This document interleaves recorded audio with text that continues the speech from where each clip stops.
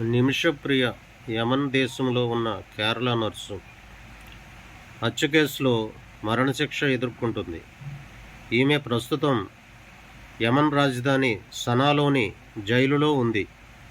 ఆమె మరణశిక్ష తాత్కాలికంగా రద్దయింది.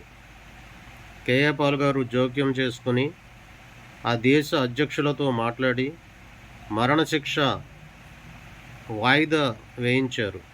అయితే కేంద్ర ప్రభుత్వ వర్గాల ప్రకటన ప్రకారం నిమిషప్రియ మరణశిక్ష రద్దు కాలేదు. ఆమె కేసు ఇంకా యమన్ సుప్రీంకోర్టులో విచారణలో ఉందని స్పష్టం చేశాయి. ఆమె మరణశిక్ష జీవిత ఖైదుగా మార్చడం గురించి స్పష్టత రావాల్సి ఉంది. బాధితుడు తలాల్ మహదీ కుటుంబంతో చర్చలు జరుగుతున్నాయి మరియు బ్లడ్ మనీ క్షమాదానం ఒప్పందం ద్వారా విడుదల సాధ్యమయ్యే అవకాశం ఉన్నప్పటికీ అయితే బాధిత కుటుంబం బ్లడ్ మనీకి అంగీకరించకపోవచ్చని, న్యాయం కోసం మరణశిక్ష కొనసాగాలని కోరుతున్నట్లు వార్తలు వస్తున్నాయి.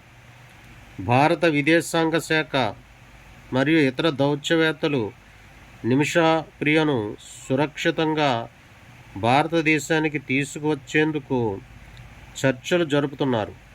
ఆమె కుటుంబం కూడా కేఏ పాల్తో కలిసి యమన్కు వెళ్ళి విడుదల కోసం విజ్ఞప్తి చేస్తుంది.